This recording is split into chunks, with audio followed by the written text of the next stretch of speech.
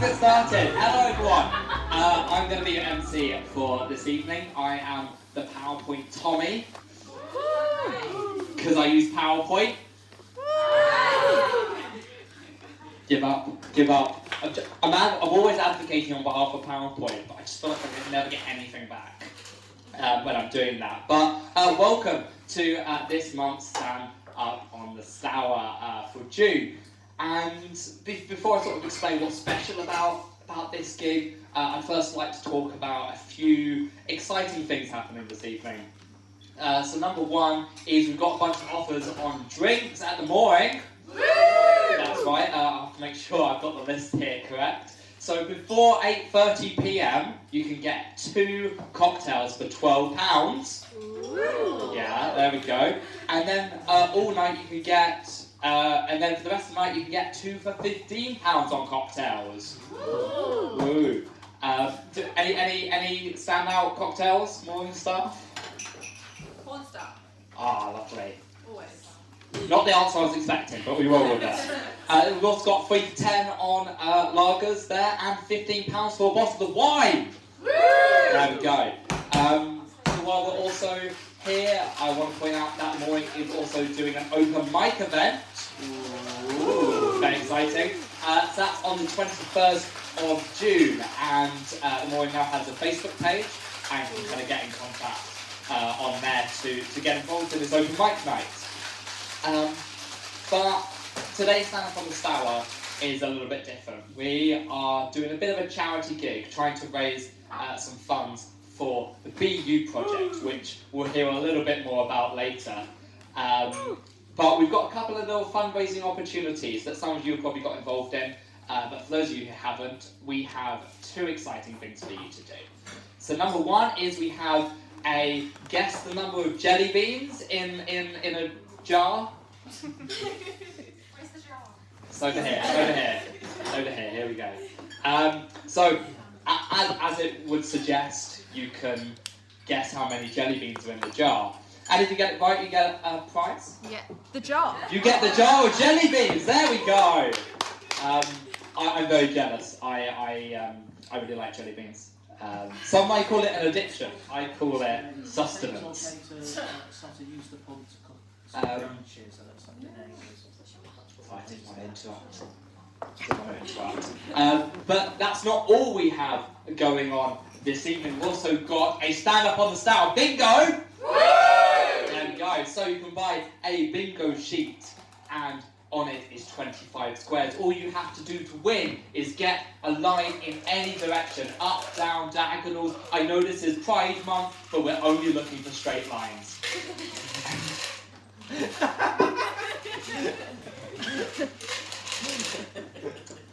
Anyway, I'll try that again. I know it's Pride Month, but we're only looking for straight lines. There we go.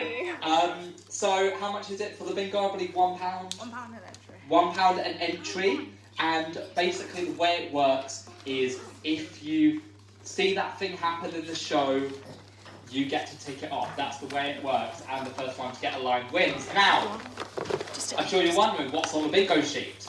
Unfortunately, I've brought along one to read to you dramatically.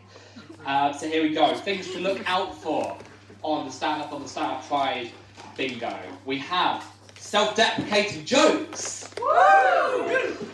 A mention of Canterbury Pride. Woo! CCCU slander. There we go. There we go. Got to slag off CCCU. Medway slander. Yay! There we go. A musical act. People have gambled at. The mooring Wi-Fi isn't working. No, that one was in there. Comedians laugh at their own jokes. That's it. A suggestive comment or innuendo. Oh, classic there. Are we all having a good night? There you go, tick that off. There you go. The phrase slay. There we go. So very excited for that. There we go. I want that one locked, okay? If a comedian says that they wrote their set today, you can tick that off. If someone says yes, you can tick that off as well. Here's the big one, the centerpiece, the one in the middle. If someone in the room donates £20 to the BU project, everyone in the room gets to tick that off their bingo sheet. Does There everyone you get a go. free drink? Every single person. Oh, dear. So just fly around. You can also tick off if you see the use of a PowerPoint. There we go. If a comedian is drinking during their set, you can tick that off. If the mic goes wrong, I really hope it doesn't. But, there we go. If you buy a drink from the mooring, you get to tick it off on the sheet. That's how it works. It's not one for everyone. You yourself have to buy a drink from the mooring. If someone says 3 for 10 on house beers, you get to tick that off. Do it starting once you've explained everything. Yes, it starts once I've explained everything, to clarify. Otherwise, that would be very cheating, wouldn't it? Ticked off already. But you said that before you did the bingo.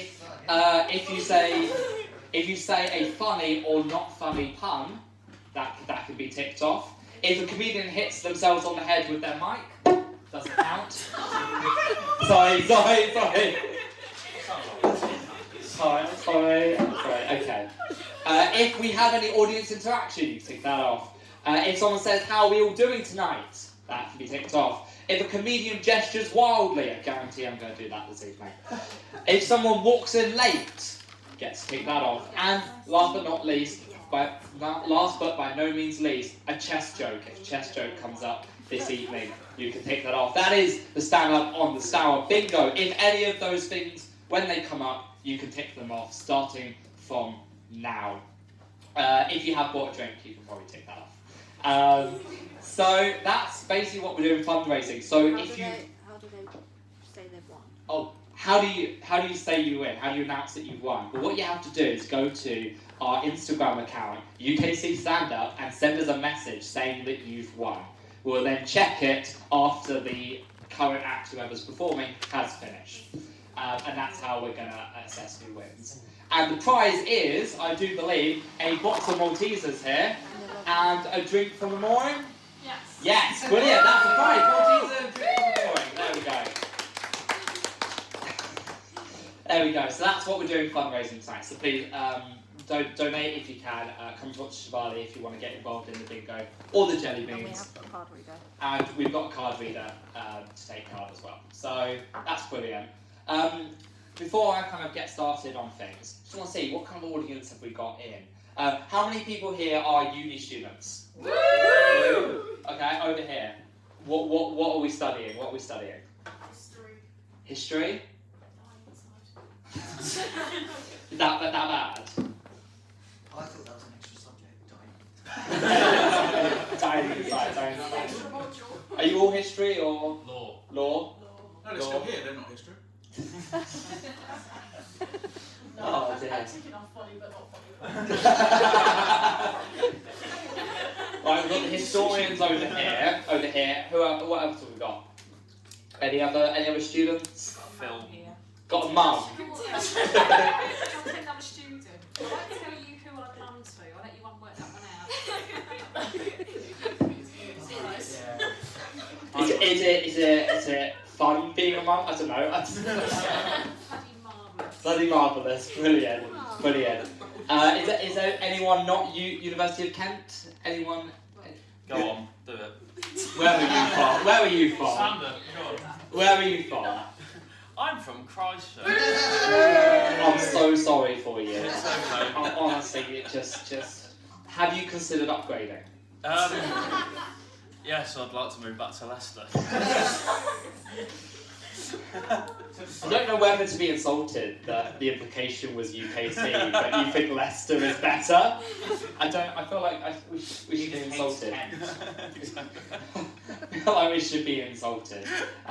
Anyway, I want to talk a little bit about kind of the theme here, which, as you know, is pride. So if I just skip along a little bit, there we go. So I want to talk a little bit about Pride Month, right? Can we give it up for Pride Month? Yeah. It's a great month. It's a great month. Absolutely brilliant month.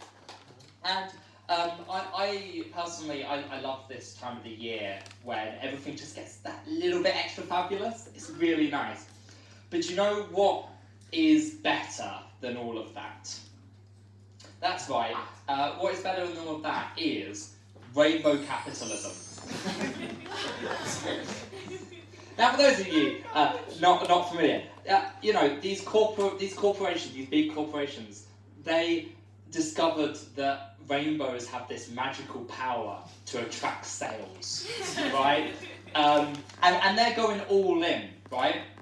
I mean, have you seen some of these sort of transformations in and around? I saw them in Canterbury, I saw them when I went up to London at the weekend, it's everywhere. And soon enough, everyone has had a rainbow in their logo in like the past week or so.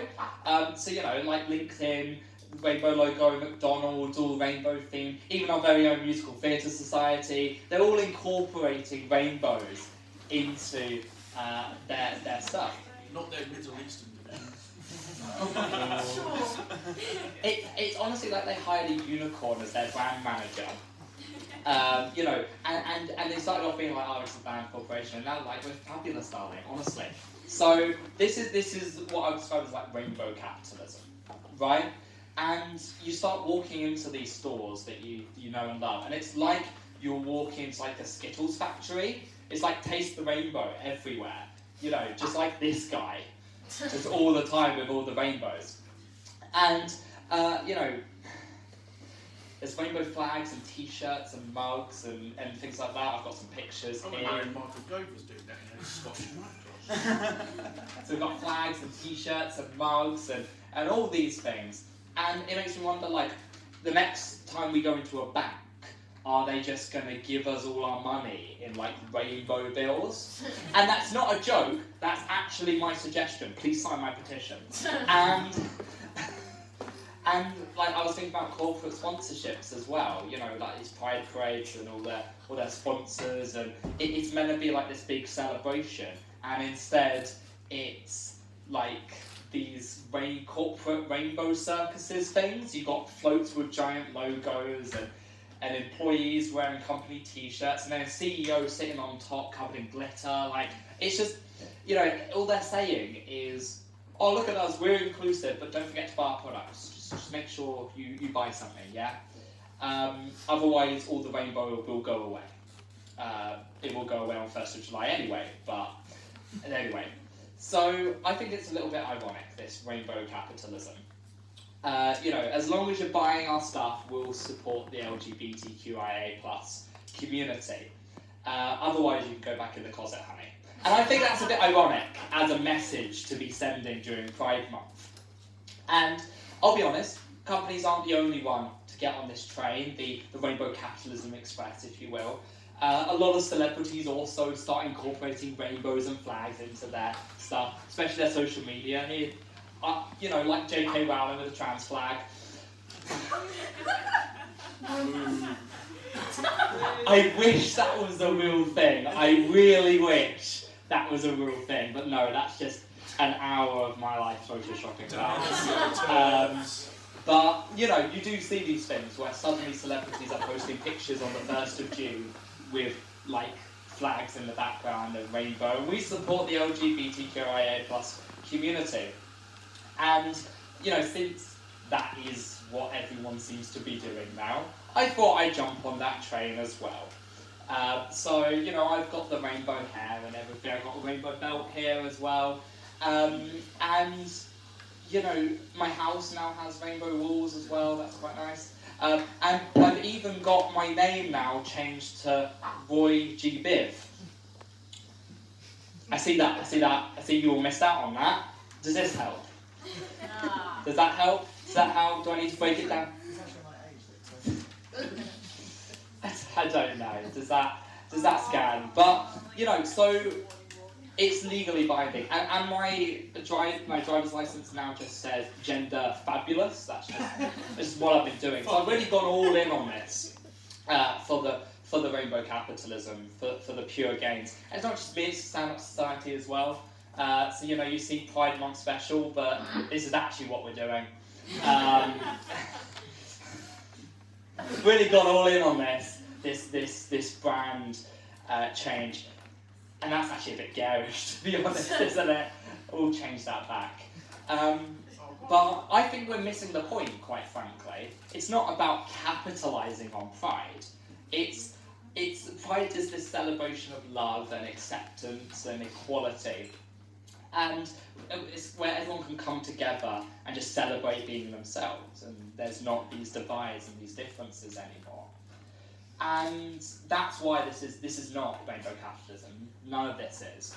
We're generally trying to raise money for the BU project tonight, and that's why we're telling our jokes. That's why we're here, to celebrate, to rejoice, to enjoy being proud of who we are, and I think that is absolutely brilliant. Yeah? Thank you. So with that in mind, I'd like to bring on the first act to do some actual comedy, as opposed to just sort of ranting. So what we're going to do is everyone's going to, when I start introducing them, everyone's going to start stamping their feet, everyone's going to start clapping, and we're going to produce so much noise that the neighbours call the cops on us, okay? That's what we're going to do, yeah? Because be gay, do crimes, right? That's what we do, right? So, what we're going to do, I'm going to introduce the next act, you're all going to start cheering. Does that sound good? Brilliant. So, please, can I welcome to the stage our new UKC stand-up president, their first act as president. Please, could you cheer as loud as you can for the one, the only, it's Brooke Bettey!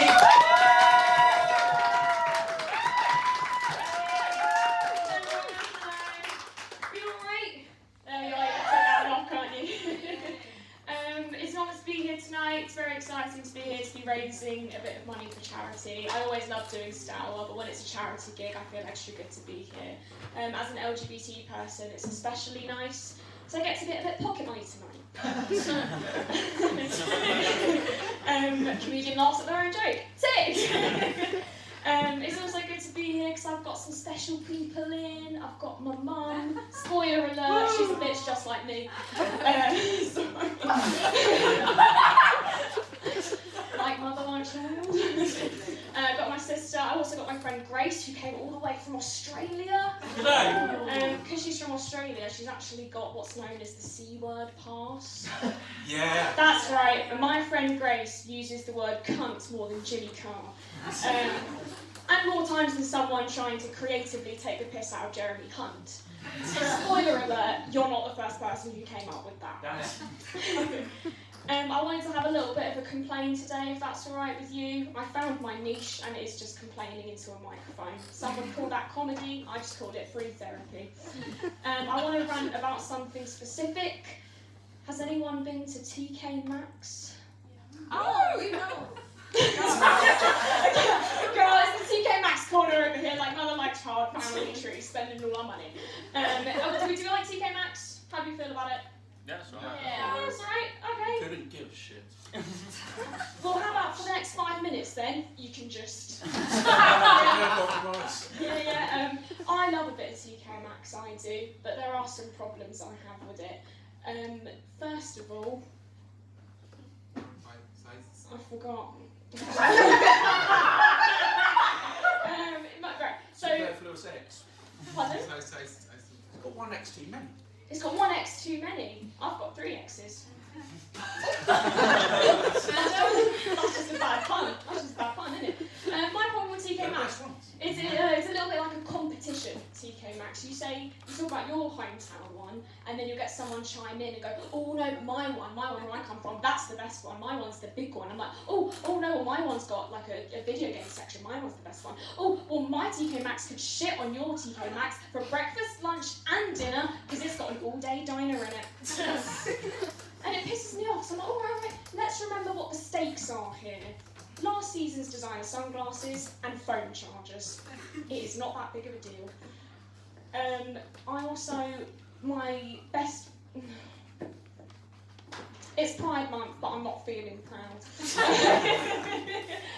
My earliest memory of TK Maxx is actually my mum taking me. I was little, and my most vivid memory of it is being at the till and mum just bending over and saying, "Now don't tell Dad how much we spent today, okay?" Now I do love TK Maxx. I love the variety of it. You never know what you're going to get. My favourite section is the bath and body section. Yes. Yes! Exactly! She knows! And it says bath and body, but it really is fucking anything. Essential oils, pillow sprays, sleep masks, foot masks is a thing, apparently. And I love the bath and body section so much. The problem, however, is that the bath and body section of TK Maxx is much like foreplay before sex. Because it's really good and you love it so much, but you know that right afterwards, it's just not quite the same. No, it's great. It's great. No, I love it. No, it's fine. No. I got to do what I wanted to do, and I know it's fine. The rest of it is fine. It's just not as good, and that's fine. And it gets shit immediately after, because right after the bath and body section, you have the cosmetics bin. That's right, bin, because it's just a section, just a bin of crushed eyeshadow and crusty mascara and used lip gloss. I wouldn't be surprised if customers were actually thinking it was a bin and just throwing their used makeup in there, and then someone else comes along and puts a yellow sticker on it. I'm convinced. The only people who actually buy their makeup from TK Maxx are people who are comfortable giving themselves pink eye or mouth herpes. That's my thoughts on it. I like to think that TK Maxx is a bit like a poor man's vintage shopping, because it's in no particular order and it's all a little bit shit, but you're going to pretend it's cute. No, I found shopping at TK Maxx is alright, but what I've heard from friends is actually people don't go there to shop as much as they go to shoplift. Ooh, yeah, some of my friends have shoplifted from TK Maxx. And it's... Ooh! What's our problem with Hastings? I live there, I know. Oh, are you a shoplifter? No. No? No, But- too heavy. Bad pun times 2, there we are. No, people go to TK Maxx to shoplift, and I have to admit, between you and I tonight, I have actually shoplifted from TK Maxx once or twice. I know, this was before I was the president of the UKC Stand-Up Comedy Society. The UKC Stand-Up Comedy Society does not condone shoplifting or theft, but I was shoplifting from TK Maxx. It was nothing good, it was none of the good stuff. It wasn't like because I couldn't afford it, it was, this is cheap and absolutely useless to me, but I'm living for the thrill. The only thing I ever took was a lavender pillow sleep spray. Why the fuck? And the foot mask that I was talking about. I got crusty feet. But yeah, I did it for the thrills basically, and I don't do it anymore because I'm president now and I don't like shoplifting. But you wouldn't believe it, that actually TK Maxx do have security guards, and yet I'm getting away with it, and so is everyone else on the planet. I hope that I never become as useless as a TK Maxx security guard. They are about as useless as the little barcode that you get on those plastic bags in the supermarket. No one's scanning those. No one's scanning those. I was in my hometown TK Maxx branch, the Chatham branch, so as a shoplifter I was right at home. And a guy walked in with an electric scooter. Security guard stopped him and was like, "Oh, sorry, you can't bring the electric scooter in, sorry mate." And he goes, "Oh no, you're taking the piss now, I've got to bring it in, otherwise if I leave it outside someone's going to steal it," which would be considered overdramatic if he wasn't in Chatham. I look away for a second, trying to find my next target, and when I look back, the guy's fucked off and the security guard is standing there with the guy's electric scooter. That is all he was doing. Now, but hold on. I thought you were a security guard, but now you've been promoted to personal valet. If I'd known that, I wouldn't have paid for the parking in Chatham High Street. I would have just driven my Toyota Aygo right into the shop. Maybe you could have cleaned it at the same time. And I kind of thought, like, oh shit, because now if I steal anything, he's got something to chase me with as I go away. But then my last little bit about TK Maxx, to move on. I'm a drama student, but I'm shit with words.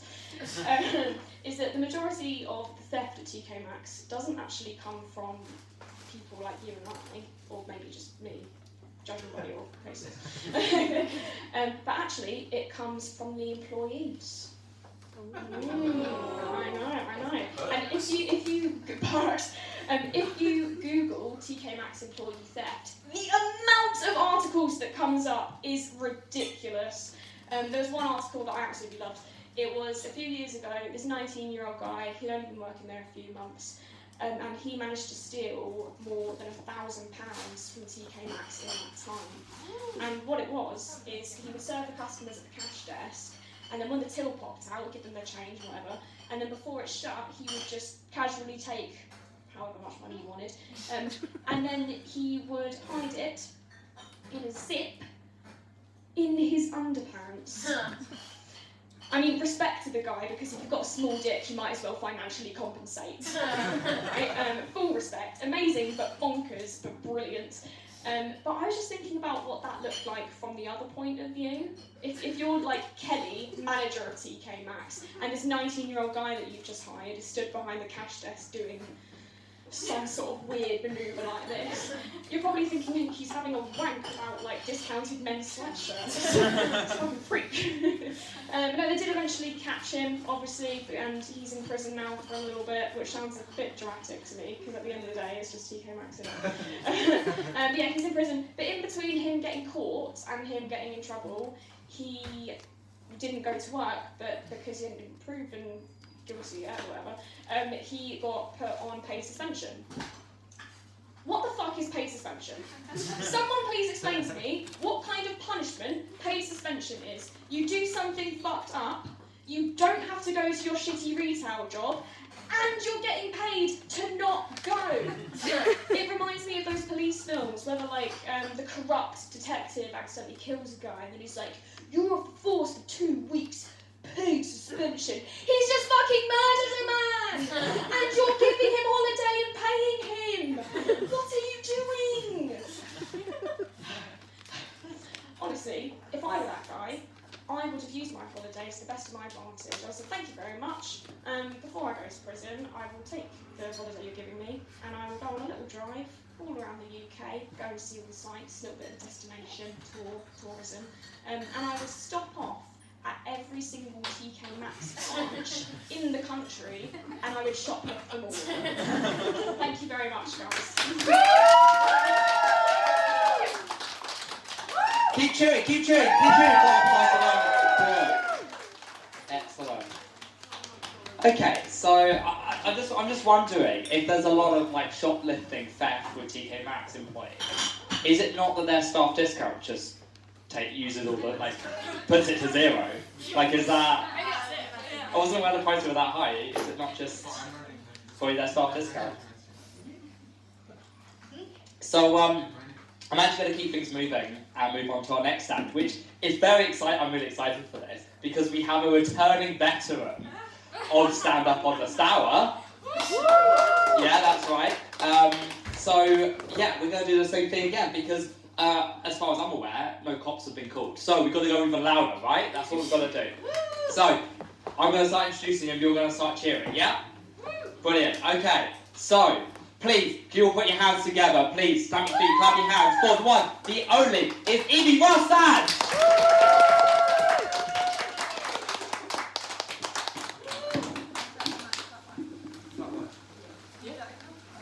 Shoved in the corner of it. Hi guys, I'm Evie. I'm really excited to be here. Tommy said I was a returning veteran. Makes it sound like I went to war. I didn't. I just did a drama degree. Definitely not the same thing. Still in completion.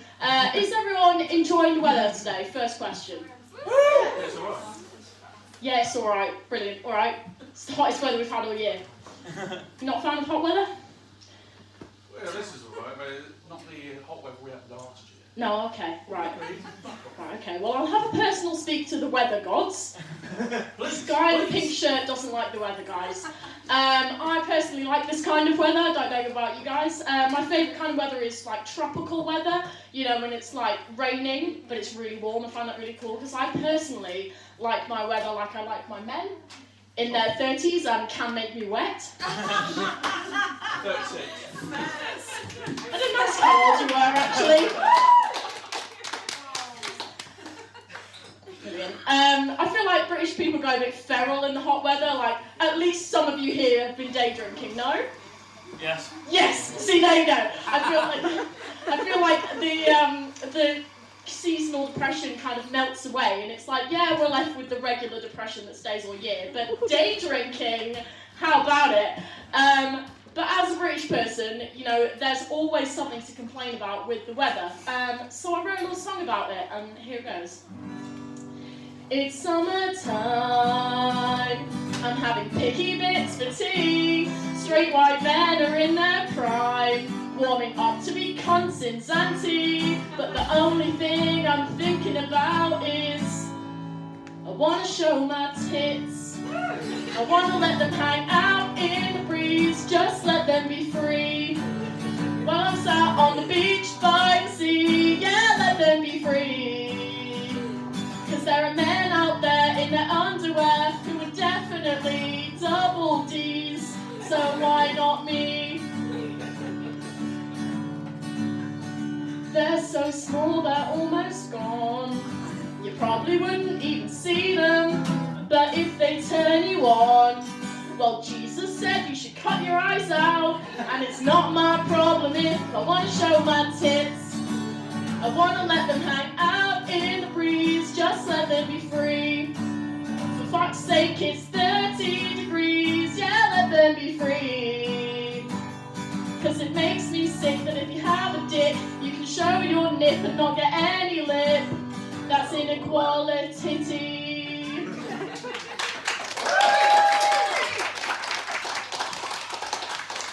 So now you can all cross off good pun, inequality. It's the favourite thing I've said in a while. Also, these summer months, like Tommy has so gracefully let us know with a 9-slide PowerPoint, it is Pride Month. It's really exciting for me. I came out pansexual a couple months ago, and my parents have been really good. They've been very, woo for good parents. They've been very supportive about it. But it does mean that they've entered the joke-making era. They're like, we have 2 gay kids, we're allowed to make jokes. We're allies, actually. So the other day I was at home and I put in the group chat, the family group chat, everyone's got them. And I said, are the bins out? And my dad immediately fires back, out was what? And then my mum, fucking fast as a whippet, goes, non-binary. Fantastic, it's so good. I've done that joke twice now and it's got a fantastic reaction. And let me know, I'm not going to tell her because it'll just fuel her more. I feel quite lucky though in my parents. It definitely could be worse. I realised the other day that Philip Schofield has 2 daughters. They're now like, oh my god, Grace gasped. Yeah, 2 daughters. And they're working age. So imagine going into work and you're like, oh man, there's no coffee, and then your co-worker's like, well, at least my dad doesn't touch kids. So, has anyone watched the interview that he did? Yeah. Yeah, what did you think of it? I just loved how he had a lost Mary in his fucking that's the joke I was about to make. Yeah, anyway, I'm going to make it anyway. It's a 10-minute interview, good 5 minutes of him stuttering, and another at least 3 minutes of him fucking vaping on national television. You should have just said you can't sweat. And ignore that heckle because I don't know what it means, actually. So I'm just going to press on. There's a worse interview out there than the... I'm going to have to welcome Cool. all of you. Well, that's not what the next song's about, so we're going to press on. I did watch the interview and I really liked it. And I picked out a couple choice phrases, and I'm just doing a short set, so I'll leave you with this song. Here are my favourite things that Philip Schofield said. He said it was unwise, but not illegal. You know what else fits that phrase? Me sending you 1,000 dead pigeons. He said, do you want me to die? Jury's out on that one. 'Cause then at least there'd be one less male cunt. Woo!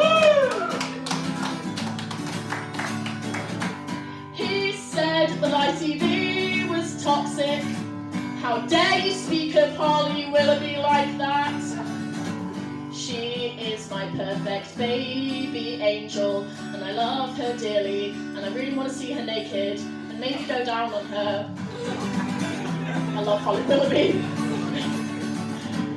He said that it was controversial, but only 'cause he was gay. Do you know what is really controversial? You being a paedophile? Thank you very much.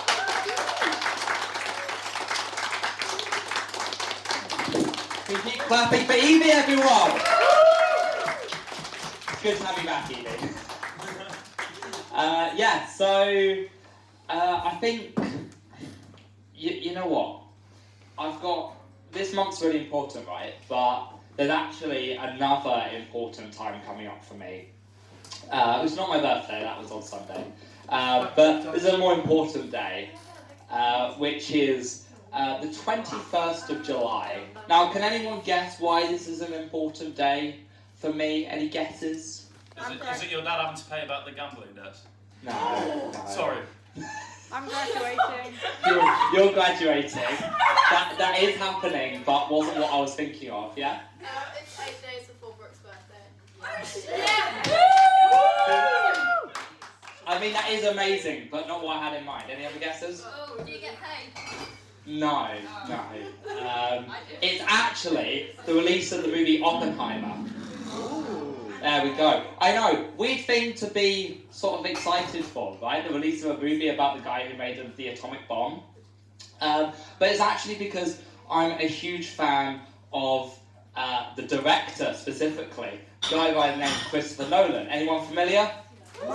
Yeah, that's good. For those of you who don't know, director of classics like The Dark Knight and Tenet. I don't think anyone saw Tenet except me.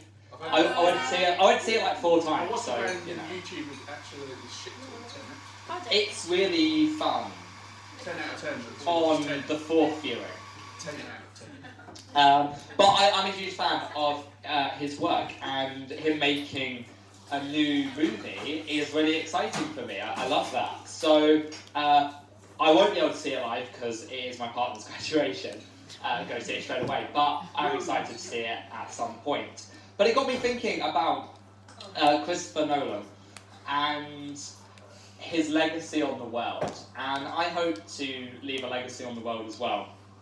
And my career, my job is in academia, specifically in AI-generated stand-up comedy. Woo! Thank you. And yeah, it's hard to believe that university actually lets me do this. It's not Christchurch though, I wouldn't stoop that low. AI-generated audience. That's for the bingo sheet, by the way. But yeah, the University of Kent, they let me do this. And let me experiment with all kinds of AI systems and things like that. And I wondered, could an AI replace Christopher Nolan? That was my question. That was my idea. And I thought, you know what? I bet it could. But could it do something? Could it replicate Nolan but with a bit of a twist? So with that in mind, I brought along a version of a Christopher Nolan movie, but with a twist. So see if you can work out what the twist of this is. Let's put this down. Picture this: our hero, played by the great Leonardo DiCaprio, sports a light grey suit as he steps up to the laundromat. A bag of laundry by his hand, filled with clothes as messy and complicated as the film's timeline. Cole, our protagonist, has a particular set of skills, 4 levels deep laundry cleaning experience. Have you worked out what it is yet? He guarantees your clothes will look cleaner than they did when you bought them. The police are after him, but for good reason. He's stolen the cleanest garments in all the land with his ultra-secret laundromat technique. Cobb's usual partner, Arthur, is late. He appears just in time, clutching a totem in his hand, a laundry detergent bottle that he can't tell if it's half full or half empty. Are people familiar with Inception? I probably should have asked that first. Really fantastic. Cobb, we've got a big job, he says. A billionaire's oversized wardrobe collection. Arthur explains it's the heist of the century. The team comes together an elite squad of the best laundromat workers ever seen. They are Eames, a forgery expert who hand sews and fixes damaged clothes in the blink of an eye. Yusuf, who's a chemist by day but can determine the perfect detergent and fabric softener for each type of fabric. And Ariadne, the architect, able to design the most efficient way to organise laundry machines. It's a good skill to have. But there is a catch. The billionaire, Robert Fisher, locked his clothes in a highly secure vault, coated and hidden from the best laundromats in the world. To crack this code, they must attempt the unthinkable, going 4 laundry levels deep. 4 laundry levels deep. The team devises a plan, launder the same load of clothes through 4 increasingly smaller machines, each one inside another. The machines become smaller at each level, symbolising becoming clean of Fisher's garments. Oh dear. Together they strategise, enter the deepest laundromat dream world where time slows down, the stains multiply and the risk is great. They battle through endless rows of machines, defeating t-shirt bandits, rogue tumble dryers and sock-stealing enemies that want to steal the detergent. Fighting their way through the fabric of reality. Bad pun for you all, there you go. Tick that off. Fighting their way through the fabric of reality, they find the incredibly elusive final washing machine, hidden behind years of accumulated lint. As the dream begins to crumble around them, the clothes have reached an unbelievable level of clean. Our team rushes to fold and stack all the garments. Cut to Cobb, making the most daring and epic folding ever seen. He's yelling, "We must let it dry! You've got to be the dry you want to see in the world!" But are they successful? The movie ends on an ambiguous note, as Arthur spins his detergent totem and the camera cuts away before we can see if the load was truly cleaned or if they were still trapped in the deep laundry dream. Inception, the laundromatic spin. A glimpse into a world where doing laundry is no longer mundane. It's a life or death mission that leaves you questioning your reality. Will you ever look at your washing machine the same way again? Thank you very much. Now I have to say, I think Christopher Nolan's still got a few good years before AI are replacing their jobs. So, what did you think? You know what? Some people came in a bit late, so I'm going to pick on them. You, in the black shirt, you came in late. Hello, what's your name? Vicky. Hello. Hi. Welcome to the gig. We're raising money for... It's not up on the thing. Raising money for the BU project. Yes. What did you think of my little Inception thing? It was layered. It was layered, like a dream. Like an Inception dream. Yes, very good. Circus. Circus over here. Hello. Hello. Wondered how long it was going to be before I brought it up, didn't you? What did you think? I think the original might have been better. Disagree. Fundamentally disagree. But if you like that, you'll probably like our next performer, because they're an actual human being, as opposed to an AI. Genuinely, honestly, one of the funniest people I've ever met. So, with that in mind, once again, I'm going to raise the roof with our cheering. Could you all please start cheering for me? And to welcome to the stage, the one, the only, it's Adam Dorr! Just want to correct something, jury is still out on the human thing. Okay, you caught me at quite a bad time, Canterbury, because I've just been on the phone reporting a theft, something about a president stealing from TK Maxx. What the fuck has Joe Biden been up to these days? Now, I know what you're all Even he thinking. doesn't know. Oh, fair enough. At least he's not Trump. I know what you're thinking. You're the guy who had the embarrassingly high-pitched laugh earlier in the evening. No. So you're ready to enjoy your final act of the first half? Oh, I'm really sorry, I can't help you. So my name is Adam Dorr, which rhymes with laddish whore, which is ironic because my sex life is about as alive as Margaret Thatcher. It's been 10 years, what's she going to do? Privatise me? Sell me off? She's still dead. happy belated Margaret Thatcher Death Day. Now, I recently got elected welfare officer. I heard laughter. That's a valid response, honestly. Because I look like the kind of guy to be well-fed. And fun story, when I was, we started putting like trigger warnings into the acts, and last week I was looking at some of the acts footage and trigger warning them. And one comedian did a really bad job in terms of uncomfortable topics and had 6 trigger warnings. So, if you see this fucker, technically it wasn't me. His name is Badham, and he's meant to be wearing these devil horns, but I couldn't find a photo with them, so he's got cat ears, and I know you're thinking, Adam, you don't look like the kind of guy to own cat ears. Well, that's right, I don't own them anymore, I lost them, because I'm dyspraxic, baby.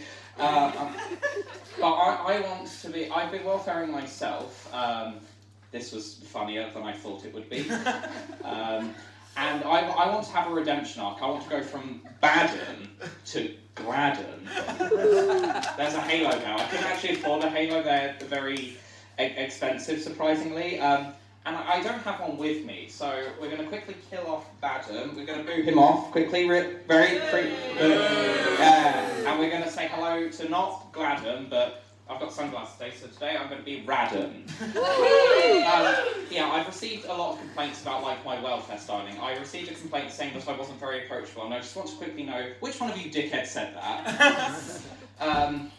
Ever since I've got into my welfare role, I have been looking back at things which I could retroactively welfare. Does anyone else do that when they start a job? You notice something you could have done in the cool, great, people relate, cool.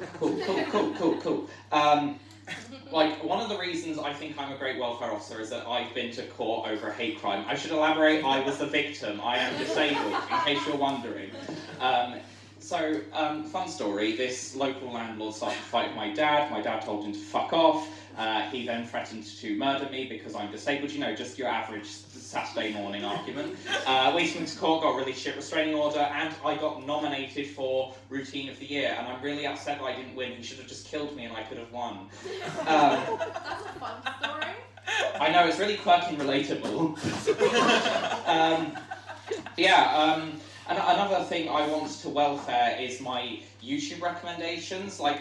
Specifically the comment sections of a YouTube video. I'll sometimes see stuff like, ooh, autistic people can't speak. Ooh, neurodivergent people are just faking. I'm just I just want to learn how to get my computer to stop working. Why are we bringing in conspiracy theorists? It's like going on the annoying orange comment section being well, Trump won, actually. Another thing I've recently been welfaring is my own family group chat, and my family group chat is a bit like Game of Thrones, only with less swords, but just as much disappointment. Yeah, season 8 finale sucked. Sometimes I'll get messages from the group chat my dad making an innuendo to mine from being oops, sorry, I didn't realise this was a family one, or learning that my dog's anal glands have been squeezed. Thanks, I was just going to Tesco for lunch, great. And I'm now the admin of my family WhatsApp group, which means I'm the man of the house. I should have been man of the house a while ago, because I'm the tallest member of my family, and I have been since I've been about 12. But this guy is officially a leader of something he doesn't want to be a leader of. Another thing I have wanted to welfare for a while is my old school. So I went to a Catholic school and a grammar school. Yeah, I got the worst of both worlds. I know. I booed them too. I could have been mentally ill or had religious trauma, but instead I've got both. I'm winning today. One of my discoveries with primary school is that did you know in Catholicism suicide is a sin? Yeah, I know. I found that out when I was 7 years old when they told me off for crying about it. I didn't try and kill myself, someone else did, and I cried about it, and they told me off for crying. So it's a dirty sinner, and I was like, okay, yeah, gonna have a great relationship with death for the rest of my life.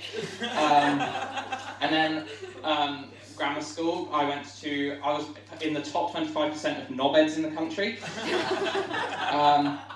I recently wrote a review of my own school and it got taken down because I referenced specific incidents like the fact they bullied me. And I want to talk about bullying for a second. Was anyone else here bullied?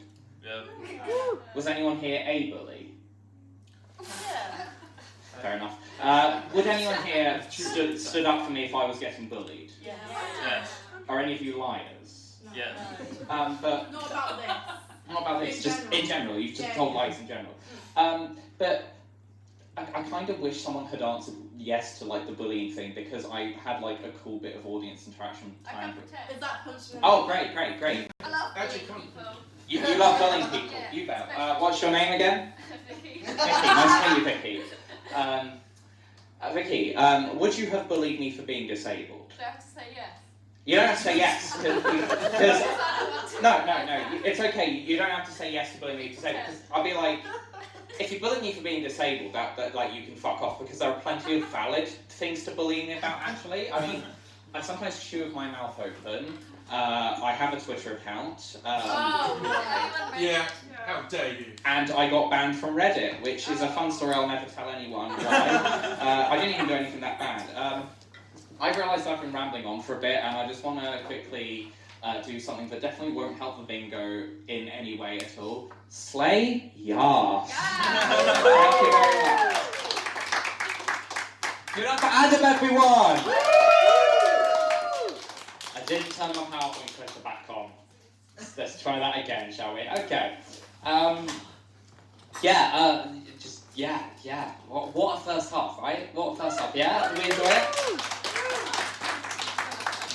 Couple of interesting things. Not missing much on Reddit. I don't know if you know they were on a strike. Do you know that? No. We'll bring it back out. No, it's in my routine. Stop talking about Reddit. Stop talking about Reddit. I'll stop talking about Reddit. I've been told to hold all comment about Reddit until further notice. Spoilers, everybody. Oh God. Okay. So how is everyone doing on the bingo? We got a bingo! You got a bingo. Oh, brilliant. Get my phone. Did you message the stand up? You all haven't followed the right rules. You're banned. You messaged? I think it's a race. I'm not sure which one I've got first. Oh, let's have a look. I only have one person who submits it via the Instagram. Got another one? Have we got another one? Yeah, there we go. This is very exciting, this is. Joke off, right. Okay, could the people that have won the bingos in this round please come up to the front, please?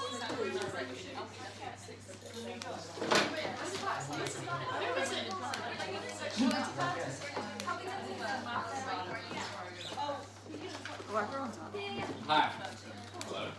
Hello. Welcome to where the magic happens. There you go. Thank you. So what we're going to do here is we're going to do a joke off. And they did not know that was happening, which makes it much funnier. So, can we get the contestants' names, please? Scarlett. Grace. Awesome. Lovely. So, the way it's going to work is each of them are going to tell a joke and everyone's going to cheer. Yeah? Is that how we do it? Everyone's going to tell a joke and then going to cheer, and the loudest cheer, according to me, because I'm in charge, this is my show. Anyone disagrees, take it outside. It's my show, the loudest cheer wins the bingo. Okay? Okay, so we'll start at this end. We'll work our way over. There we go. Okay. Your best joke.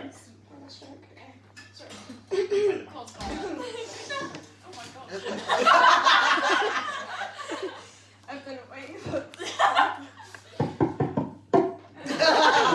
I've been waiting for this moment. You know, my sister's been in the spotlight. Cunt.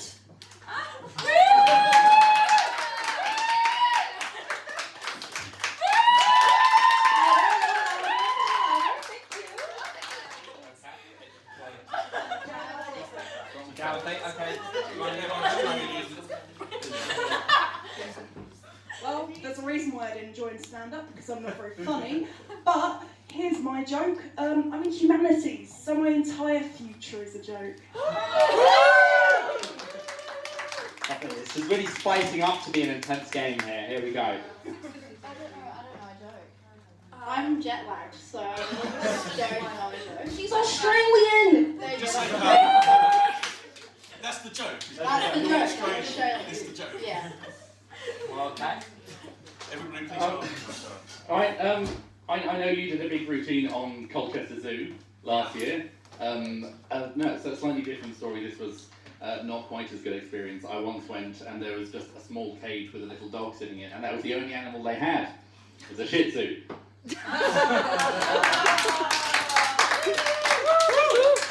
Okay.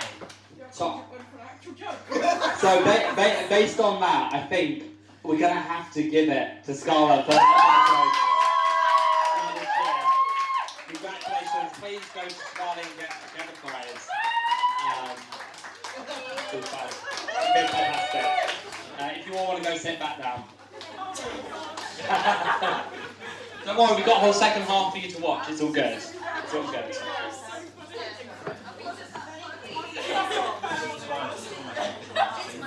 Has everyone submitted a suggestion for how many jelly beans are in the jelly beans jar? Do it during the interval. Do it during the interval. Do we do it through the Instagram? I don't. What? No, come here during the Come interval. to Shivali during the interval and say how many jelly beans are here. I've been doing some deducing. I'm going to share a little bit of a secret with you. I counted them. There's at least 5. Cool. Okay. So with that in mind, before we go to the interview, we're actually going to have a very important talk from a very special guest who's come along especially for this. Hello. As I said, we're raising money for the BU project, and a representative from the BU project has been nice enough to come along and tell us a little bit about that. So if you want to come up, and the stage is yours. Hi, I'm not funny. I'm just here to take your money. And you're The BU project, we do support young LGBTQ plus people from the ages of 8 to 25, so we do cover quite a range. But we do this we have support groups that they can go to where they can just come out, chill out, be themselves. If they've got anything to do with questioning their sexuality or gender, it's just a place that they can come and explore that and not feel judged or anything. Sorry, I get really emotional because especially with all the other things we also do we do one-to-one support as well, so if there is anything that is a lot more in-depth that they want to go into, if there's anything to do with family that they would like help with, we will help them with that. We have a parents group that runs online once every 2 weeks, and we also do an online adults group as well. I am truly honoured and grateful for you all to be raising money for us tonight. Some of the things that our money goes to is sort of like supplies for the groups, like arts and crafts and activities. It also does help fund, oh god, they're going to think I need to be funny now. Sorry, this is not the funny part. We have got things like activities like we do trans-specific swims, because swimming is something that a lot of, and I can't speak for all trans people, but a lot of trans people don't tend to ever get to do because of how it makes them feel. So we put on those activities for them throughout the summer. We have our own little Pride Day for everybody who goes as well and who is part of our service. There is a big crossover of neurodiversity with the LGBTQ plus community, so we want to make sure that all our spaces are inclusive of that as well. So the money does help fund sort of like sensory aids as well, like ear defenders, fidget toys, things like that. So they're not big things, but these are all those little things that do make a world of difference to these young people in just being able to be who they are, be accepted and be themselves. And so yeah, we are very, very grateful and thank you very much. An absolutely fantastic cause that all of the money we raise tonight will be going towards. So, with all the people that just walked in, why are you late? Drinking, mate. It wasn't good enough before. Right, you're getting picked on in the second half. You know that, right? Brilliant, brilliant. It's a date. It's a date. So with that in mind, we're going to go on a little bit of an interval now for about 20 minutes. So please come over, come and guess how many jelly beans are in the jar. And also, if I'm not mistaken, there's 15 minutes left on them.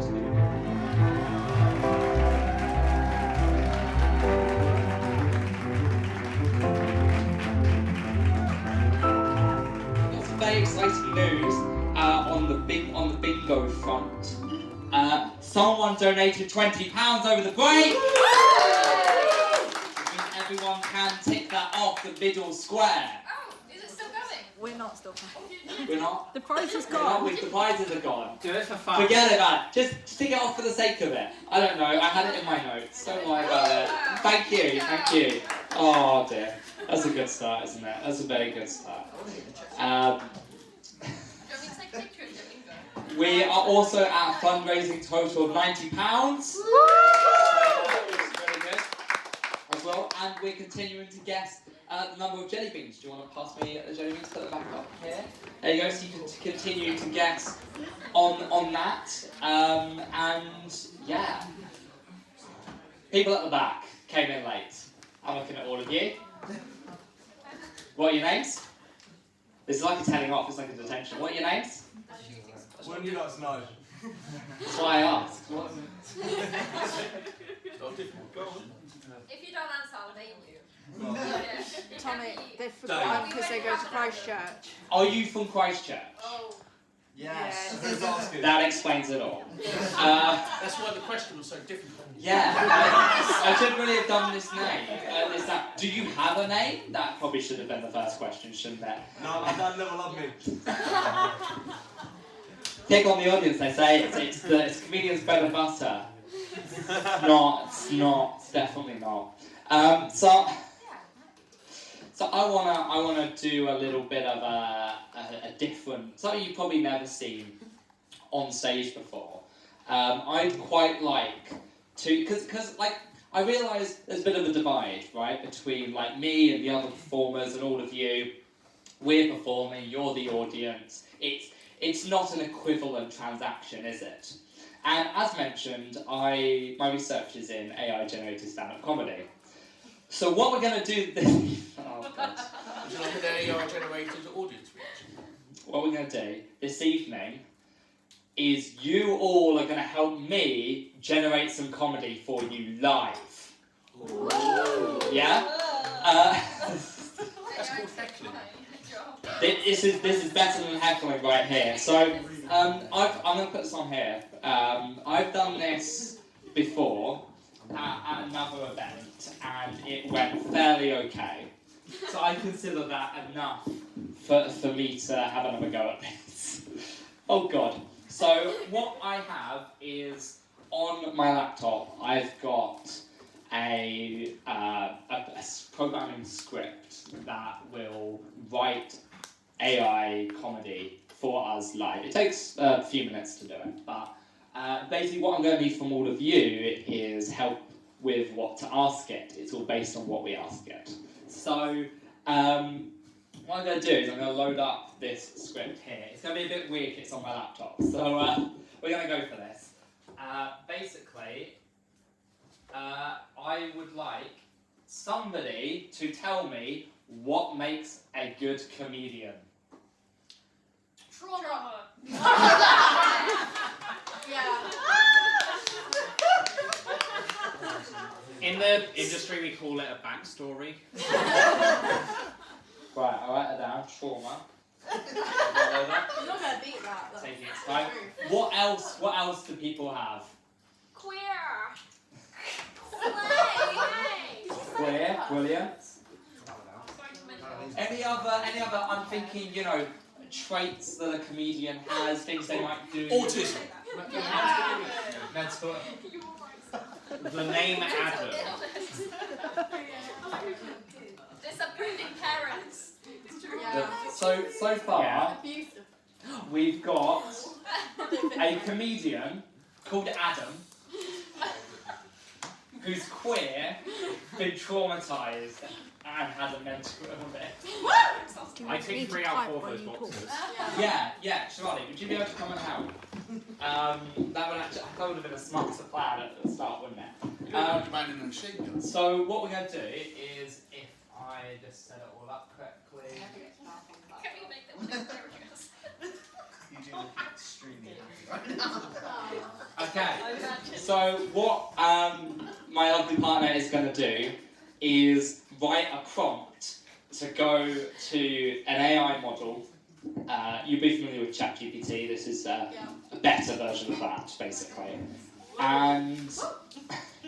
And what we're basically going to do is describe what we want it to be. So we start off by saying, you are a stand-up comedian, good start. And then we give it a list of attributes of what we want it to do. So in this case, we want it to be called Adam, and we'd like it to be queer and have a mental illness and talk about trauma. So Charlotte, if you want to write some of those down as character prompts, what I'm then going to ask it to do, this is the big one, is I need a topic. Now, obviously the obvious topic would be pride, and that is a brilliant topic, but I'm a bit worried that the OpenAI censorship might step in and say it can't talk about LGBT issues, which is a fault on their end, and I hate them. But perhaps we could think of something absurd, something ridiculous, something... Australia. Australia. Extremely absurd. Don't make me go welfare. Something very I know which scene we're not getting later. Could we try something a little bit more out there? Something. So for context, the last thing that I generated when I did this on stage was we did it about mildew. Hunting boats. Hunting boats. What do we say to that? Hunting boats. I don't even know what punting is. It just sounds like Hunting boats. We'll go for punting boats. You sure that's not primary slap? So here we go. I'll read it. Yeah. So this is what we're going to send to it. Okay. You are a funny stand-up comedian named Adam. You are especially funny because you are queer, you have trauma and a mental illness. Write a stand-up comedy routine about hunting boats. There we go. So that's what we're going to do. We're going to send that to the API there. Oh, and it. when they're rowing went up. Oh, yes. Okay, right, that didn't work. Would you mind bearing with me a second? That should be the joke, shouldn't it? Okay, we're just going to do it separately. Oh dear. I knew something was going to go wrong. We should. So what we're doing is we're just going to put this into a different thing, which is typing it out, and then it should load up live for us. And I'm going to dramatically read it to you. I don't know how this is going to go.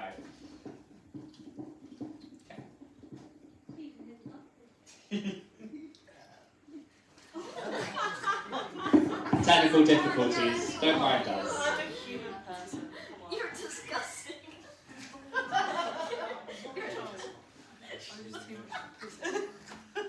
Okay, so it is generating live now, and my lovely partner is going to load it onto my tablet here for me to read. Or actually, I can probably do it on my phone, can't I? And I'm going to read to you the first Mooring Cafe AI-generated routine by the audience, not by any of us, by you, the audience. So if I load this up on here, there we go. Okay, I have no idea how this is going to go, okay? I just have no idea. Okay, you ready for this? Yeah. Brilliant. Let's go. Ladies and gentlemen, how are you all doing tonight? Give it up for yourselves for showing up and supporting live comedy, that's right, live comedy. My name is Adam. And I've got to say, being a queer person with trauma and mental health issues, I'm basically a walking circus. So buckle up, folks, because we're about to punt some boats tonight. Here we go. This is already shaping up to be brilliant. Let's talk about punting boats, shall we? Now, some people might think, Adam, why would you want to punt a boat? Isn't it supposed to float peacefully on the water? Well, let me tell you, when you've got trauma and mental health issues, the idea of punting a boat sounds like the perfect stress relief.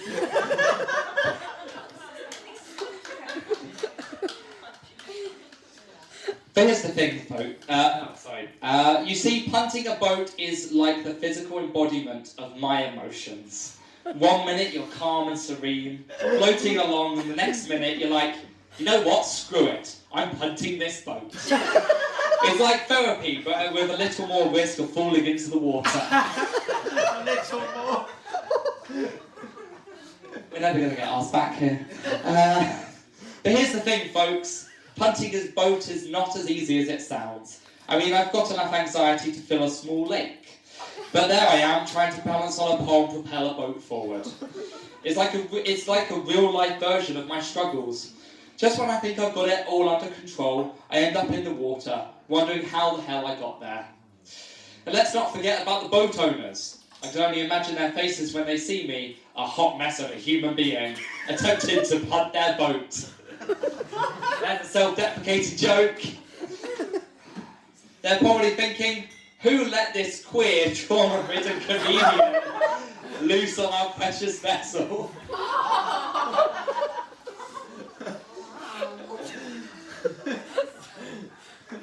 But hey, if they can't handle a little queerness and mental health, maybe they shouldn't be floating around in the first place.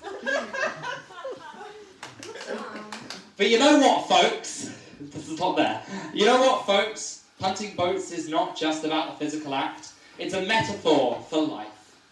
We're all just trying to navigate our way through the choppy waters of existence. Sometimes we punt our own boats, and sometimes we get a little help from friends or therapists to keep us afloat. Either way, we're all in the same boat. Pun intended. So the next time life gets you down, just remember, you're the captain of your own boat. And sometimes you've just got to punt it to remind yourself that you're still alive and kicking. Wow.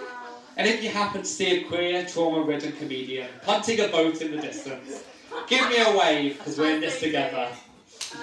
Thank you, folks. You've been amazing. Keep laughing, keep punting, and most importantly, keep floating through life. There we go. How was that? Be honest with me. How was that? Am I in a dead-end job? Yes. I was expecting to have my life. It's fine, you can just make it and I'll read them out. And then Sounds good. Sounds good. Yeah, we'll pretend it. I'm Adam. Hello. No. So yeah, that's a little glimpse into my career in AI-generated stand-up comedy. And I think with that in mind, it's probably time to bring on the first act of the second half. There were too many numbers in that to keep track of.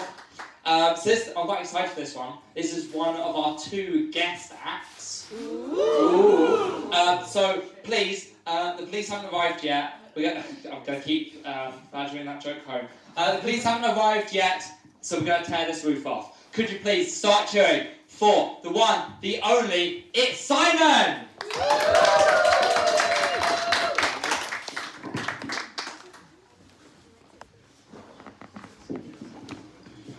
Definitely expecting some haircuts of a rather Australian nature soon. Yes. That rhyme with punt. You can tell I've got my phone out because I can't remember fuck all. Yeah, I should have said there's a trigger warning for profane language there. Too late for that. Never mind. Thank you, Adam, to convince me to perform this evening, and thankfully that wasn't at knife point. I've got to say, I'm not a fan of PowerPoint, I'm very sorry. But I haven't got a presentation and that, so for obvious reasons. And you might have sold me on TK MacBook. Actually, sold, that's not the right word, is it?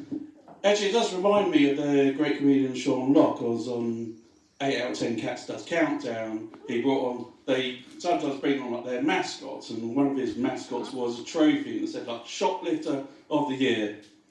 I can tell where you nicked that from.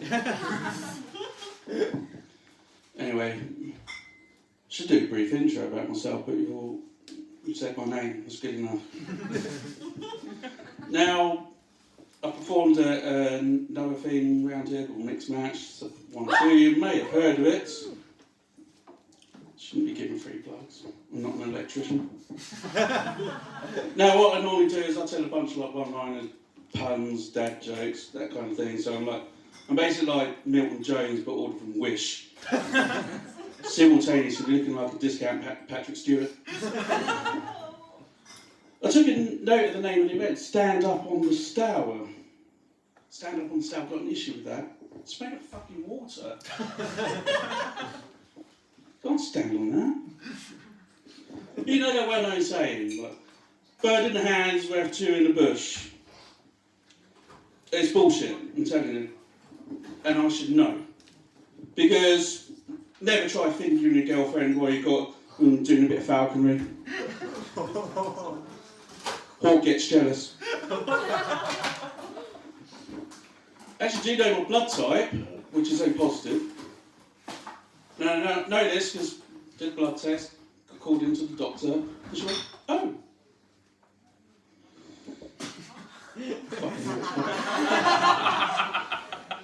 It's a big delayed reaction. But yeah, so I compiled like a small bunch of like what I call like my best of, and that's very subjective, I guess, because it's best of according to me. So I guess you get to be the judge, whether they're the best or not. But yeah, so those of you who've seen me perform before, you know what you're in for. For those of you who haven't, well, since I grew up in Hertfordshire, I'm naturally inclined to expect and provide disappointment. But yeah, anyway. So have you ever been angry at air conditioning before, when it doesn't work? Yeah. Try venting. Now, I've had a number of jobs in my life, but none of them really worked out that well. Even tried palm reading once, and pretty much got fired off the first day because someone came in, presented their palm and said, "No coconuts here!" And that's not referencing the testicles. Now, I'm quite a lazy person, take shortcuts quite often. That's why I'm bored. Now, the other day I went into a pawn shop and, well, quite disappointed. Didn't have the rest of the chess pieces there. Yeah, you can cross that one off in the bingo if you really want. I've been on a date once in a haunted house, and that's a really bad idea. I got ghosted. Well, I hear a really short joke, like literally like 4 words for a joke. And Jimmy Carr did this before. He did like a 4-word joke, and did a 3-word joke, and a 2-word joke. My 4-word joke is littering. That's rubbish behaviour. But I've got a 2-word joke as well. I've skipped the 3-word one. I haven't come up. My 2-word joke. Mosquitoes suck. And speaking of sucking, actually, that wasn't a euphemism. You can't cross that square off. Actually, I was going to talk about home appliances. Now, the vacuum cleaner is a bit of an anomaly because normally most appliances, when they're a bit broken, they're not working very well, you say, "Oh, that sucks." If your Hoover's not working well, you say, "That sucks." Actually, you're fucking incorrect. So it's a bit of a paradox, that one. Yeah, have you met any metal workers, blacksmiths, anyone like that? I mean, they've got the worst music taste, or at least the narrowest music taste. So I asked some metal workers for some music suggestions. They only gave me one thing, which was the Smiths. Now, went on another date, and afterwards I was told it was quite a hoot. It was an owl sanctuary. And we know who Oscar Wilde is. Flamboyant and gay. Brilliant man. Had a real way of it. That's a bit of applause for Oscar Wilde. And one of his quotes that I absolutely love is, "To love oneself is the start of a lifelong romance." Now, the way I see that is, just have a furious wank.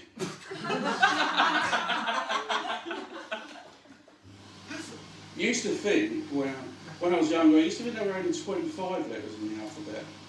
Sometimes there were 26. But no, there's only 25. No, there's 26. I just couldn't work out why.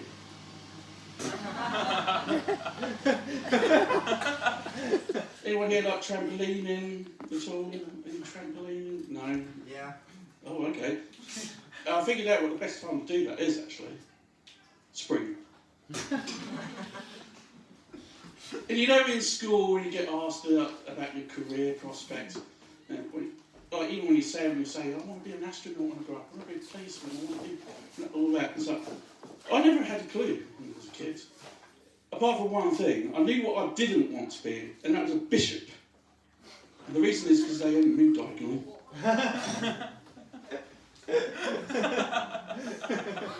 That's fucking difficult.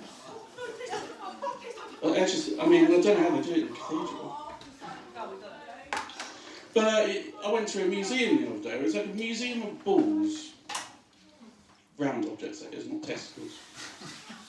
Yeah, I went to a museum of balls, and the curator's doing this tour, explaining all the things, and I wasn't happy.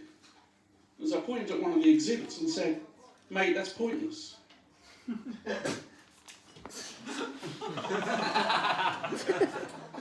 Oh, you know where I really want to try that though? I want to go to the British Museum.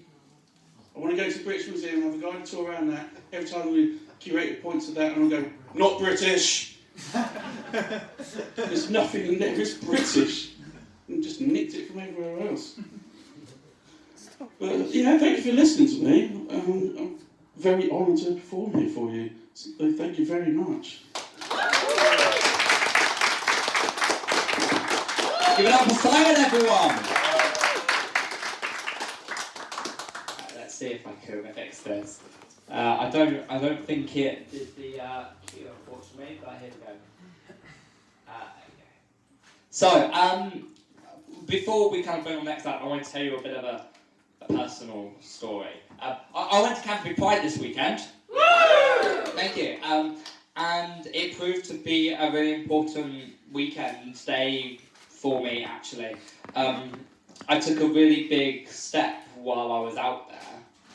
And if it's okay with you, I'd sort of like to come out with some information. Is this a safe space? Yeah. We'll just kind of sit down. I'll come sit down here, right? We're friends, right? Yeah. Safe space. So I went to Kempthorne Pride. Where is it? I want the money put inside. What?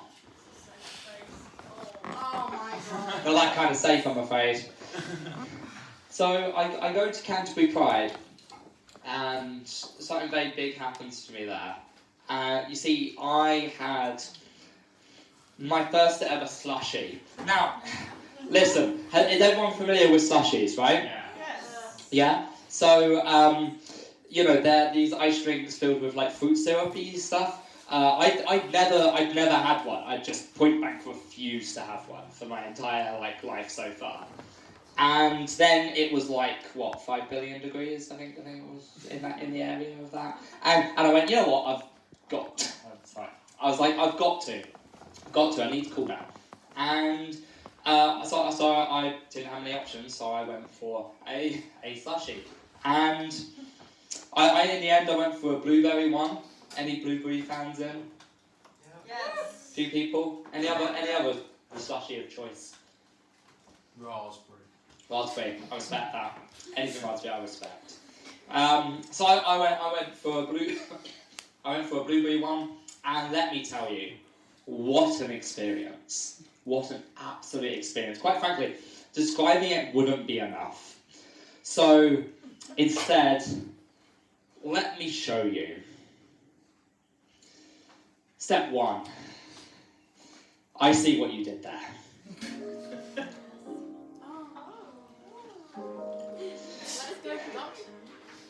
At first you're all hot, and you realise a blunder. It's 5 billion degrees and you're wearing a jumper. What are you doing? Your brain must be faulty. We're stuck in a heat wave and you look like Where's Wally? So you go get a drink, something that should help you think. You see all those flavours, so much choice, when all you want is a glacier. You go for a classic, but then you realise, oh wait, a glacier, that killed the dinosaurs. Dinosaurs were Triassic and Jurassic. And then you realise you're just being dramatic, and honestly, that heat's really gone to my head. No idea what that was. But there's a guy with a smile after you've been waiting a while. Takes your money with joy like a kid with a new toy. Hands you a cup with an icy surprise. Your hands wrap around it and open your eyes. Suddenly that jumper doesn't matter so much. This icy surprise has come absolutely in clutch. And you look at that man and stare thinking, I see what you did there. That's step one. And then, step two. Slushy, my dearest friend. The second stage of having a slushie. It's a love story, really. Thank you. When I stood at that stand, watching them about to use their magical machine, a rainbow of choices, oh, what a scene. Blue raspberry, cherry and lime, strawberry, grape and other flavours so fine. So many choices I've never been more seen.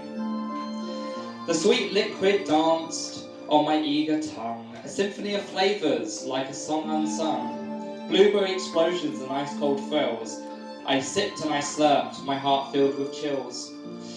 But oh, what a sight as the slushy did melt. My hand turned to hue, a vibrant shade felt.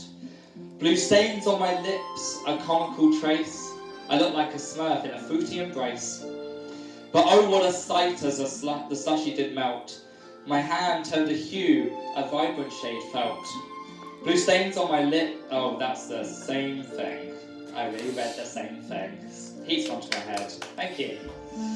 I laughed at my folly, my slushy affair, with sticky fingers and wild, wind-blown hair. For in that moment I knew without a doubt that slushy enjoyment was what life's all about. Oh, slushy, slushy, my sweetest friend, a love affair that knows no end. You cool me down when summer's hot, a slushy's kiss hits just the right spot. There we go. And I wish that's where the story could end, but unfortunately, step 3. Oh no, what is happening? You feel it come over you, your whole body turning blue. You never thought you'd say this, find yourself relating to Frosty the Snowman.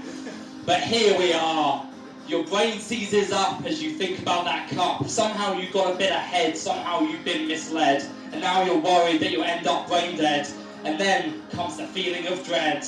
Oh, will this feeling ever end? And how will you find a way to mend the tendency to set a better trend to all your friends and find a way to amend that your brain is on the descent? I don't think that made any sense. But my brain is freezing and hence I think I could get away with being a little bit dense. In my defense, I had no way of knowing. I thought my brain would just keep flowing and not start slowing. What a mistake I made, the things I would give to trade as I find myself screaming for help for some way to ease the pain because I drank it too fast and now I've got brain freeze. If only I just stayed in the shade. There you go. Thank you. That's my first and last time I ever had a slushie at Canterbury Pride this weekend. So with that in mind, thank you very much. I'm going to introduce our next act. So if you could all start clapping, because honestly, he needs the encouragement. He needs the support. Quite frankly, because our next act is from Christchurch. No, but nonetheless, yes. Keep the applause up as we bring on our next act. It's the one, the only, of course. It's Christchurch Harry.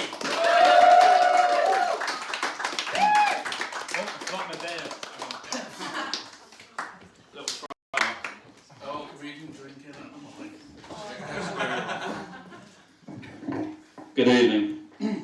I'm aware I look like a drug dealer who's just accidentally walked in to advertise. It's not completely false. I'll meet you out there if you want. It did say drug use on the thing, didn't it? Yeah. Drug use and paedophilia. Yeah, sweet. I'm allowed to talk about these. Sweet. So, I'm Harry.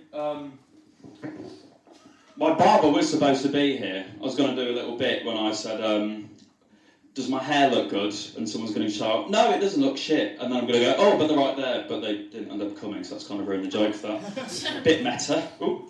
I was meant to write my set today, as you can probably tell, but I was actually planning my mate's pub crawl and eating cheese because I'm lactose intolerant and I've got a girlfriend now. And she says don't eat dairy anywhere near me, please. So I've indulged today. So if I'm shit, it's because I've eaten 5 Baby Bells in a minute. I wish I was joking, even though I'm a comedian. What else? So what's the deal with airline food? I wouldn't know, my dad never took me on holiday. Oh, I know. Wanker. So I've got about 5 minutes to try and make you lot like me. So it's going to be about 2 minutes of me waffling, another 2 minutes of absolute gold, and then a minute of me wandering around in a thong, rolling a fag, saying, "That was great stand-up, wasn't it, babe?" So I'm going to keep this short and sweet, which is a bit like my sex life. Another one. Sorry? Better than I am. I don't think so, mate. My missus calls me Quickfire. And it's not because I like cowboy films. So, the reason I'm here, you're probably thinking, oh, he's got a weird accent. And it's not because I'm pissed. I mean, I am, but I'm also from Leicester. And we all sound pissed there. Because we are. That was a bit meta, wasn't it? Anyway, so the reason I'm here is because I want to be a radio presenter. I do film, radio and TV at Canterbury Christ Church University. Thank you, everyone. So, because I do a film course, I'm probably going to scrape my degree and then go back on a building site. But I've always wanted to be a radio presenter. I'm a massive radio fan, mainly because I'm a little bit blind. 14 years old as a lad, No. But basically, it all started. We've got the BBC Radio Leicester studio in the city centre when I was about 14 years old. Me and my brother went there. I'm a big Doctor Who fan. I wanted to get a Doctor Who mug. And you can walk in this little gift shop, but also there's a screen where you can see the radio presenters radio presenting. And I walked in, and there's a couple there called Tony and Julie Wandsworth, and they've been on Radio Leicester for years. Like, they're a landmark name, and they went, "Oh, come on," and I was like, "Oh, me?" I went, yeah, come on. Producers ran out and they're, "Oh, you're two lovely lads, do you want to come and go on radio?" And I was like, "Oh yeah, of course. And beckoned us in, Tony and Julie, they talked to me and my brother, and they were like, "Oh, what do you do?" And I was like, "Oh, I like electric light orchestra, can you play electric light orchestra?" And I went, "Yeah, of course we can." And we talked to them for a bit, they were lovely, and ever since then, I've been passionate about radio. Listen to my mum, my mum and dad listened to, then I got into music, loved music, listened to the Smiths, and that kind of came from there. It was a real passion of mine. A couple of years later, I've gone to local radio as well, done a little kids thing, and so I really, really got into it. It was massive for me. Like, I loved radio. And then a couple of years after that, I was in bed on a Saturday night, probably wasn't doing much because no one invited me to parties. Loads now, do you know what I mean? Big party boy.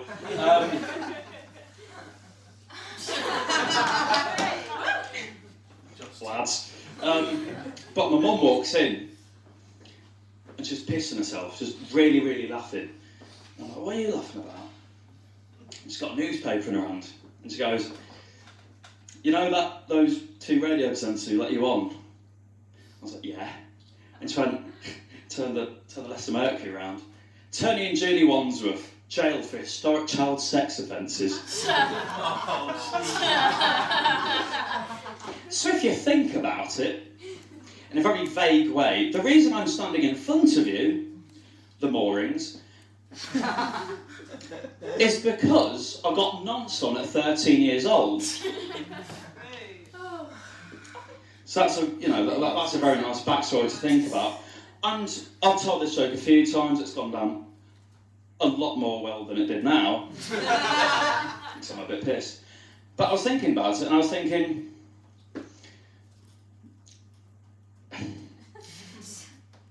Michael Jackson,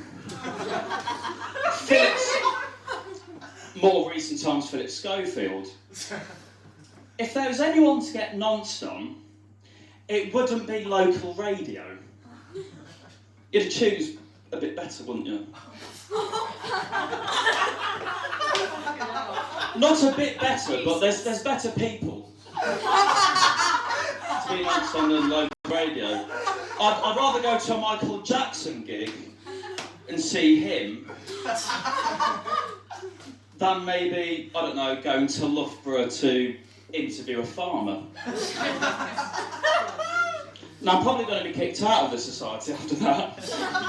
But I've really enjoyed myself. Thank you very much. I'm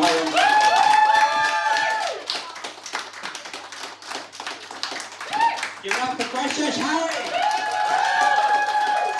Who has tracked all the way from hell itself. Christchurch. Oh dear. Oh dearie dear. So, yeah, we're coming up to a point in the evening where we've got our last act. I know. But I'm going to try and fill a bit of the time first with what is possibly usually one of my best routines, which I have to admit wasn't entirely original. At Christmas I went to the Marlow Theatre pantomime. Exciting, yeah. And they did a comedy bit that I'm going to slightly shamelessly rip off, but with my own twist. This is, of course, PowerPoint of Pun, a very original routine by me. So basically, I had a bit of an adventure happen to me, like I don't know, probably about a year ago, and I like telling stories via PowerPoint presentation, and I thought, wouldn't it be fun if I told this story using like movie titles, right? That would be fun. That'd be something you want to see, wouldn't it, Canterbury? Yes. Yeah. So I'm going to tell you about this story that happened to me about a year ago via movies. So try and keep up. Here we go. So let me tell you a story. This is no Toy Story, or indeed a ghost story. This is my story about how I got in my first and only fight. You see, once upon a time in Hollywood, there was this fight club made up of all these bugs and thugs and a cat in the hat and a door in the floor, except not that last one, because that would be weird. Science. I'm gonna try that again. So I drove up in my car over to this fight club, right over the hedge, round the back in the night garden. I walked into this midnight club and I said, "What is up?" Just hit with the kids. But these members, they only saw the mess I left behind. They nicknamed me after a monster, but they couldn't decide on which one. You know, Frankenstein or Terminator or even Hannibal, weighing up what to compare me to, like Godzilla versus Kong. I would have left it at Godzilla, but as the king of the monsters. But they settled on calling me, they called me Beetlejuice. No, they didn't, they called me the Fast and the Furious. And I must say that I agree after taking a look at that secret garden. But at last I was here in the good place. About time. You have no idea who I found there. You won't believe it. I thought I was everything everywhere all at once. Oh. There was Sherlock Holmes, John Carter, is that? Blade or Alice Through the Looking Glass? Although, not a looking glass, I think it was just staring at a mirror. Girl with a Dragon Tattoo, Joker, Robin Hood, not one, not two, but Santa Claus 3. And then I saw him, my hero, the Dark Knight himself. I went over to say, "Hello, Dolly," but it didn't go well. Quite frankly, I'd say it was like Armageddon. I got in a fight with the Batman. He said, "No, get out." So I got my knives out and that must have had him running scared, because after that he was gone with the wind. I think he decided that now was no time to die. Not so sure about that one. I told my friend about this when she got home from work. My friend's name, it's Mary Poppins, of course. And when Mary Poppins returns, she said, "Mamma mia, here we go again. This is worse than a shotgun wedding. This story is harder to untangle than a glass onion wrapped in bubble wrap. But my dearest Tommy, don't worry, darling. If I look at all of this, try and take stock, you tried to be an action hero, picked a fight with the Batman. What a strange world that we find ourselves in. Just be glad that you left Free Guy and hope that you never, ever see Batman returns. Batman returns. Thank you! Sorry about my one and only fight. True story did happen. Might have been a Halloween cosplay. But anyway, I still like to tell that story. So with that in mind, it does bring us to the point where we've got the last act of the evening. I know, but we are going to be back for July stand-up on the Stour, which is going to be on the 19th of July, so book it into your calendars, make sure you're all here. I've taken a note of every single one of you that are here. If you're not here next month, I will find you. Anyway, so please, it's the last chance we get to absolutely raise the roof off and get them to call the cops on us. Well, that probably reflects badly on the mooring. But anyway, so please, could you stamp your feet, clap your hands one last time for the one, the only, it's our second special guest. Our final act of the evening, it's the one, the only, it's Zoe!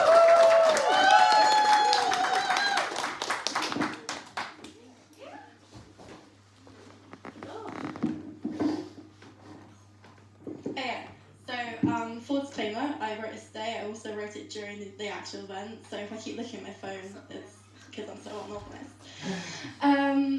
But at least I wasn't as late to this. Actually, I was going to make a joke. I was going to be like, I wasn't as late to this as the wankers at the back, but all the wankers have in fact left. So, you know.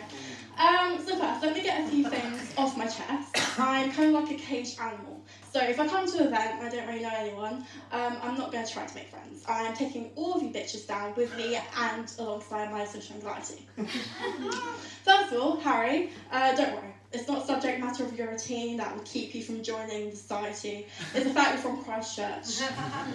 Second of all, let's do 2 in 1. So, I work for the uni as an EDI assistant, which basically means we do stuff for equality and diversity, and everyone should like that. That's great, but it means that I'm now in a unique position of performing to 2 groups of people, the Circus Society and Stand-Up Comedy Society, who I had to turn down for performing at a staff event. They just didn't make the cut. So, sorry, I promise you it's not personal. You're just untalented and bigoted. So, let me show you how it's actually done. So, I turned 22 this year.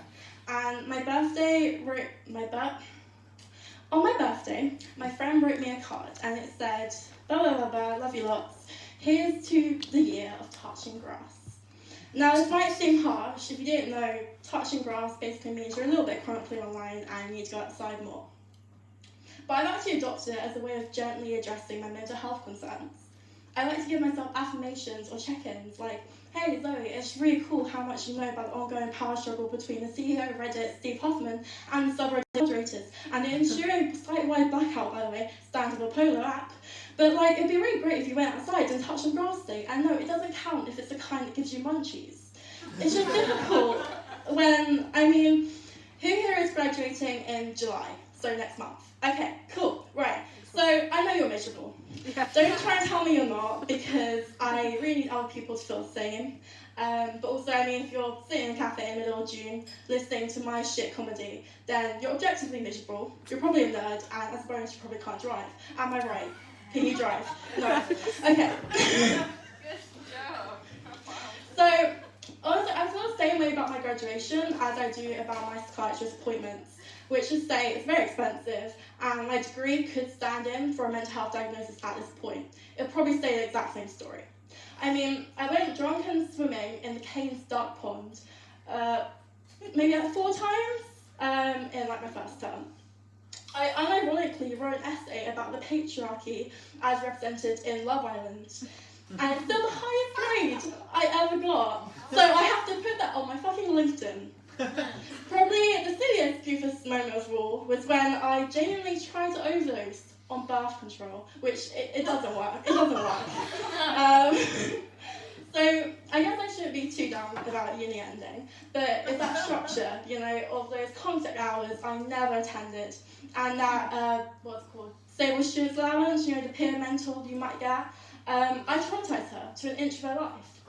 But I even had my coveted scheduled touch and grass time, even if it was just my roommates dragging me down to Beckett Woods to hit a bomb. Now, I have been trying to frolic in fields recently. The other day I actually spent a few hours helping out at a stand at Canterbury Pride. Now, this is my first Pride in the UK. I actually have been to Amsterdam Pride before that. I'll tell you what it's like, but I actually don't remember any of it. So,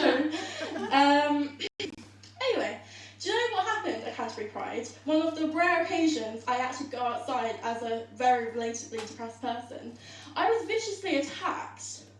See, a lady came over expressing concerns about her son. He's autistic, he's taking drugs on the internet, he's possibly sleeping with a couple. I'm standing there like, damn lady, that's a lifestyle that I definitely have. I'm not sure what the most shocking part of that will be, of how much I relate to that. Definitely not the autism part, because if you didn't know that, then you're not paying attention. And if there isn't a weed reference in the bingo, then there definitely should be, and you're welcome. But yeah, I am seeing a couple at the moment. There's a lot of things I can say about that. First of all, I'm really sorry, I'm just stereotyping the whole bisexual community, and I feel awful. Second of all, this relates to the whole touch and grass thing. Please tell me why I felt genuine rage when the guy stood there and watched me making out with a girl. I was like, how fucking dare you fetishize us? I know that's your girlfriend. I get that. Oh, there's your penis. Okay. But I was getting ready to cancel him as hard as I cancelled the British public for villainising Molly May in that one essay I did. Anyway, Jesus Christ, I'm hungry. Anyway, if anyone wants to touch grass with me after this, and by that I do mean smoke a fat one, please hit me up. Thank you very much for inviting me. You'll never ask me here again.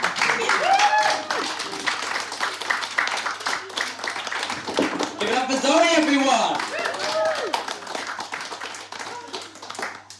I'm afraid that does bring us to the end of the show. No, but we've got a few conclusions, a few kind of narrative story arcs to wrap up. So we have the jelly bean in the jar. I don't know why I didn't call it that from the start. I should have done. It's kind of catchy.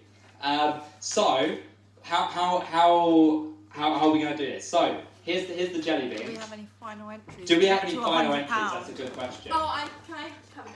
Yes, you can. There we go. We're going to do some final entries. My guess is a bloody dot. Mine was at least 5. I think I'm going to be correct. 6. What's your guess? What if I ate 4 of them?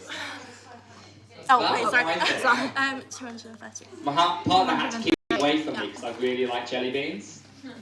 Would have skewed the results. Okay.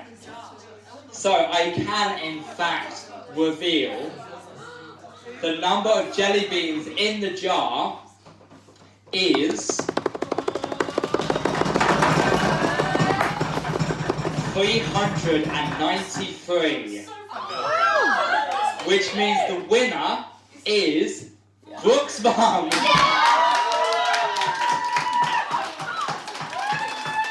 The mother president herself. So please, come on down. The jelly beans, it was, there we go. You win all of the jelly, all 393 and the jar. How do you...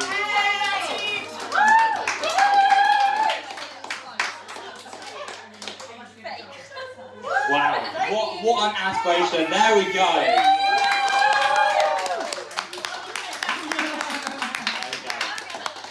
There we go. So with that in mind, Shivali, would you mind reading how much we have raised this evening for the BU project?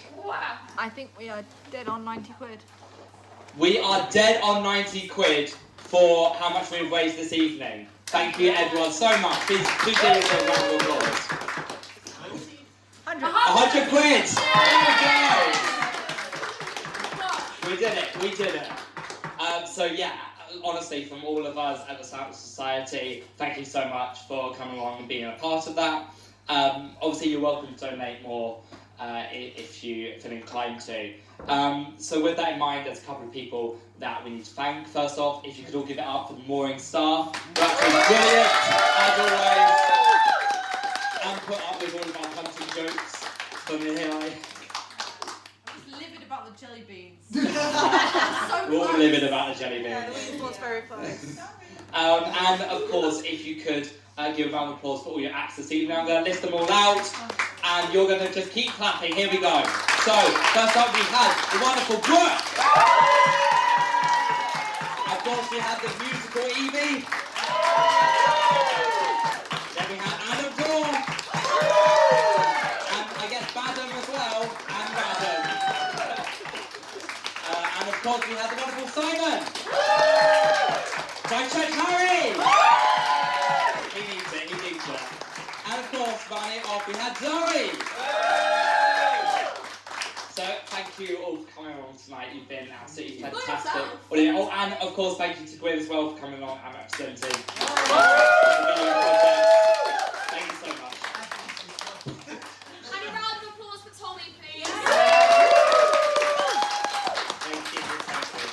My voice was dead until yesterday. This has been a lot, but thank you so much. So please come join us next month, 19th of July. Put it in your calendars or diaries, whatever you had. Post-it note, don't care, on your hands, whatever. And come join us for another night of excellent comedy. Other than that, people keep buying drinks. Yeah, keep buying drinks. Fantastic. Thank you all so much.